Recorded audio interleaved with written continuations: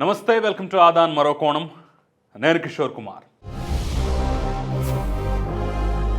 మోసగాడు చంద్రబాబు. మోసగాడు అనే పదానికి తెలుగులో చంద్రబాబు అని పేరు మార్చొచ్చు. ఇంత మోసం ఇంతవరకు ఏ ముఖ్యమంత్రి చేయలేదు. ఇంత దగా ఎవరూ చేయలేరు. మోసపోయావు ఆంధ్రుడా, ఒక్కసారి రియలైజ్ అవ్వు అని చెప్పేసి నిన్నటి నుంచి వైసీపీ పెద్ద ఎత్తున ప్రచారం చేస్తోంది. సోషల్ మీడియాలో మోసగాడు బాబు అంటూ కూడా ఒక హ్యాష్ ట్యాగ్ని క్రియేట్ చేసి దాన్ని ట్రెండింగ్లో కూడా తీసుకొచ్చింది. ఇంత చేసి ఏం మోసం చేశాడు చంద్రబాబు? ప్రమాణ స్వీకారం చేసింది నిన్నే కదా, నేను మధ్యాహ్నమే కదా అనుకుంటే మొదటి 5 సంతకాలు నేను పెడతాను అని చెప్పేసి పెట్టకుండా మోసం చేశాడు. 1 కాదు 2 కాదు 5 అంశాల మీద మొదటిసారి నేను సంతకం పెడతానని చెప్పేసి ముఖ్యమంత్రిగా బాధ్యతలు తీసుకున్న వెంటనే అని చెప్పి ప్రమాణ స్వీకారమైనా కానీ పెట్టలేదు. ఇంకేముంది, మోసం చేశాడు. ఎక్కడ 5 సంతకాలు, ఎక్కడ అన్న క్యాంటీన్లు, ఎక్కడ పెన్షన్లు, ఎక్కడ మెగా డిఎస్సి ఎక్కడంటూ కూడా పెద్ద ఎత్తున గోల చేయటం వైసీపీ వంతైంది.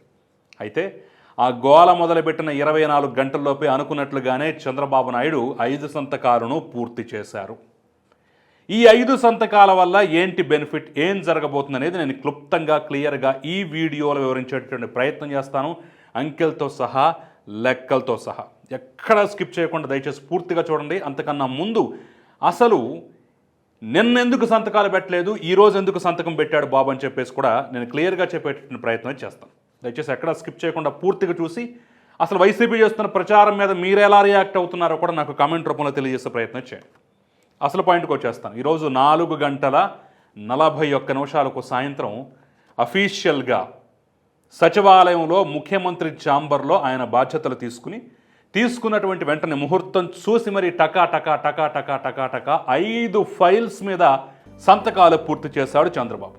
కావాలంటే ఈ విజువల్ కూడా మీరు చూడొచ్చు.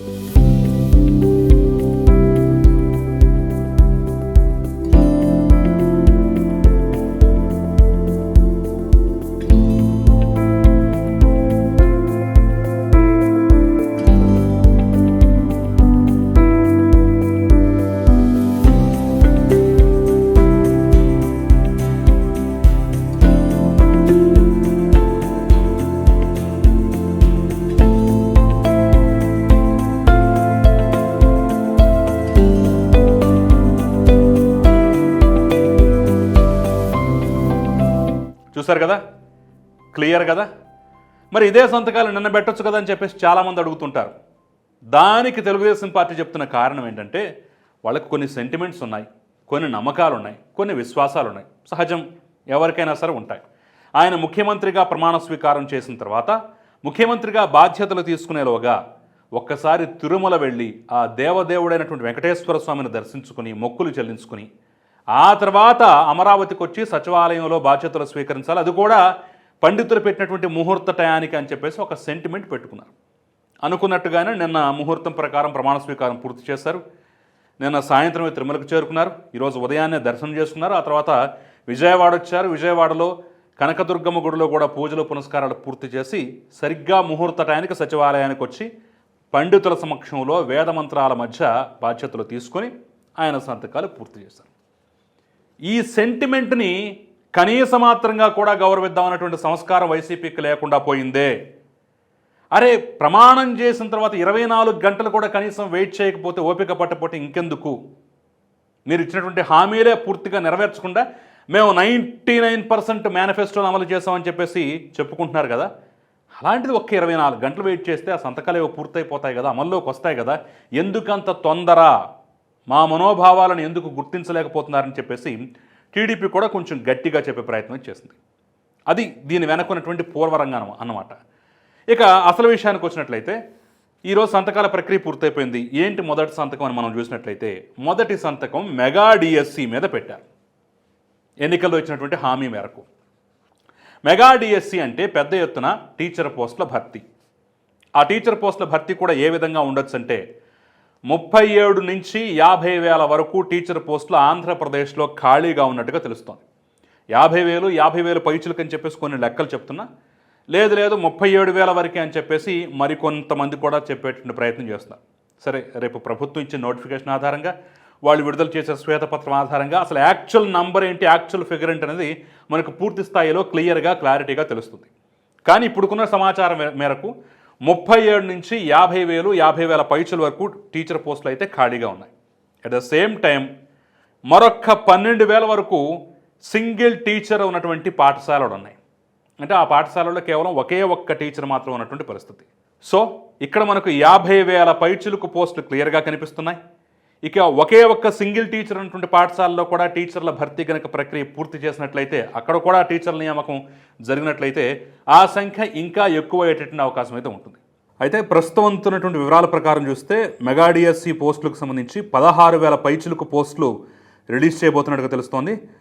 అందుట్లో స్కూల్ అసిస్టెంట్లు 7,725, ఎస్జిటి పోస్టులు 6,371, టీజీటీ 1,781, పీజీటీ 286, ప్రిన్సిపల్స్ 52, పీఈటీ 132 పోస్టులకైతే ప్రస్తుతం నోటిఫికేషన్ రాబోతున్నట్టుగా తెలుస్తోంది. అంటే పెద్ద ఎత్తున ఉద్యోగాల జాతర అయితే మొదటి సంతకంతో ఆంధ్రప్రదేశ్లో మొదలు కాబోతోంది.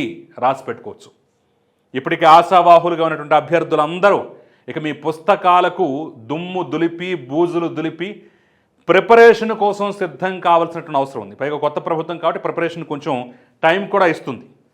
సో ఆ యొక్క బాధ కూడా ఉండదు. కాబట్టి కోచింగ్ సెంటర్ వైపు పెడతారో, లేదంటే మరో చోటికి పెడతారో, లేదంటే సొంతగా ప్రిపేర్ అవుతారో మీ ఇష్టం. మీ యొక్క పుస్తకాలకు దుమ్ము దులపాల్సినటువంటి సమయం అయితే ఈ రోజు 4:41 తర్వాత ఆసన్నమైందని చెప్పేసి అయితే అనుకోవచ్చు. ఇది మొదటి సంతకం, దాని ద్వారా వచ్చేటువంటి బెనిఫిట్స్. ఇక రెండో సంతకం ల్యాండ్ టైటిలింగ్ యాక్ట్ రద్దు.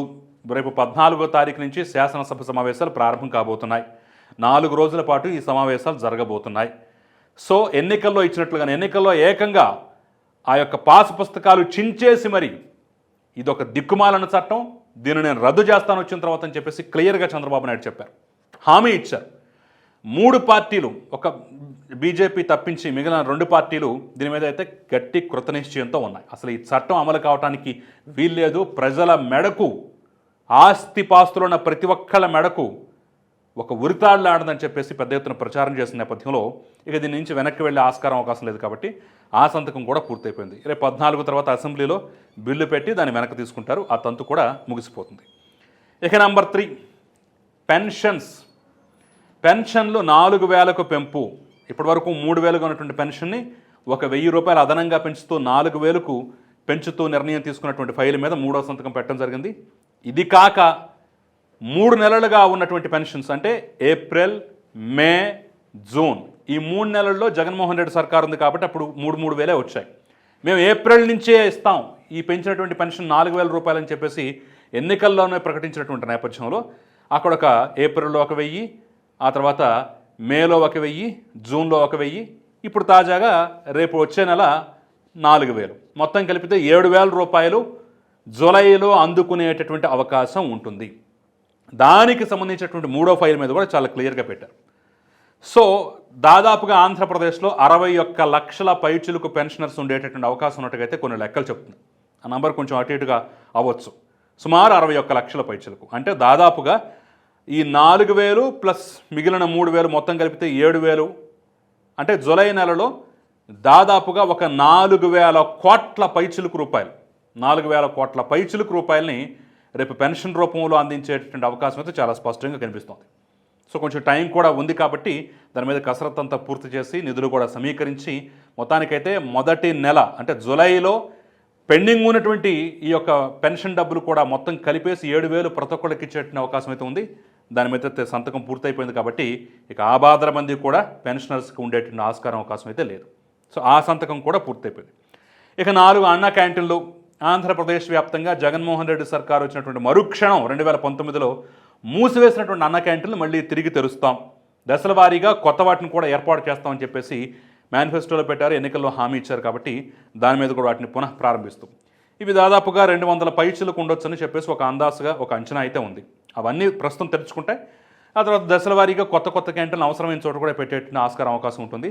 సో 5 రూపాయలకు కమ్మని భోజనం, ఉదయం పూట టిఫిన్, రాత్రిపూట భోజనం అయితే నిరుపేదలకు దక్కబోతుంది. పాపం ఆటో కార్మికులు, రిక్షా కార్మికులు, కూలి పని చేసుకునే వాళ్ళు, చిన్న ఉద్యోగస్తులు, వీళ్ళందరూ ఎక్కడో కూలీనాలు చేసుకుని ఒక 10 రూపాయలు సంపాదించుకుంటే బయట ఎక్కడన్నా భోజనం చేయాలంటే కష్టమైనటువంటి పరిస్థితుల్లో, బయట భోజనం 100 రూపాయలు 150 రూపాయల వరకు పలుకుతున్న పరిస్థితుల్లో 5 రూపాయలకే భోజనం అనేది పేదవాళ్ల కడుపు నింపటమే.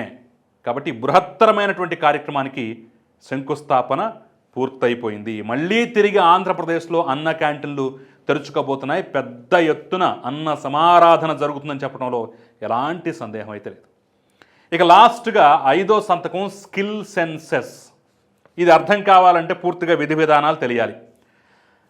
ప్రాథమికంగా చెప్పుకోవాలంటే ప్రతి ఒక్క ఇంటికి వెళ్ళి అక్కడ ఉన్నటువంటి యువతీ యువకులు ఎవరు, మిగిలిన కుటుంబ సభ్యులు ఎవరు, వాళ్ళ ఆదాయ వ్యయాలు ఏ విధంగా ఉన్నాయి, వాళ్ళ ఆదాయ వనరులు ఏ విధంగా ఉన్నాయి, వాళ్ళలో నైపుణ్య స్థాయి ఏ విధంగా ఉంది, ముఖ్యంగా చదువుకునే వాళ్ళు నైపుణ్య స్థాయి ఏ విధంగా ఉంది, వీళ్ళకి ఎలాంటి రకమైనటువంటి శిక్షణ ఇస్తే జీవితంలో ముందడుగు వేస్తారు, 4 డబ్బులు ఎక్కువ సంపాదించుకుంటారు, వాళ్ళ పొట్ట వాళ్ళు పోసుకుంటూ వాళ్ళ కుటుంబాన్ని కూడా నెట్టుకొచ్చేటువంటి అవకాశం ఏ విధంగా ఉంటుందనేది మొత్తానికి అంచనా వేసి రకరకాల రంగాల్లో నైపుణ్యాభివృద్ధి కోసం శిక్షణ ఇచ్చేటటువంటి బృహత్తర కార్యక్రమంగా అయితే ప్రాథమికంగా తెలుస్తుంది.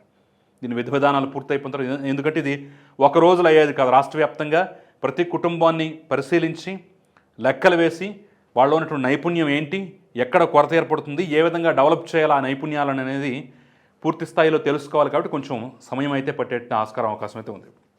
సో మొత్తానికి ఎప్పుడెప్పుడు అని చెప్పేసి అడుగుతున్నటువంటి 5 సంతకాలు ఈరోజు సాయంత్రం 4:41 ముఖ్యమంత్రిగా చంద్రబాబు నాయుడు బాధ్యతలు తీసుకుని అమరావతి సచివాలయంలో తన ఛాంబర్లోనే వేద పండితుల వేదాశీర్వచనాల మధ్య వీటిని పూర్తి చేశారు. 1 by 1 5 సంతకాలు పూర్తి చేశారు.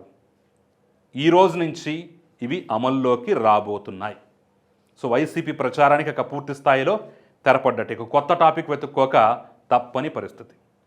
సో మనం ఏం చెప్పినటువంటి ఈ అంశాల మీద, ఈ 5 సంతకాలు, వాటి వివరాలేంటి, వాటి ద్వారా కలిగే లబ్ధి ఏంటన్న అంశం మీద మీరేమనుకుంటున్నారు, మీ అభిప్రాయం ఏంటో కూడా నాకు పూర్తిగా కమెంట్ రూపంలో తెలియజేసే ప్రయత్నం చేయండి. అంతకన్నా ముందు ఈ వీడియో లైక్ చేయండి, షేర్ చేయండి, సబ్స్క్రైబ్ చేయడం మాత్రం మర్చిపోకండి. నమస్తే.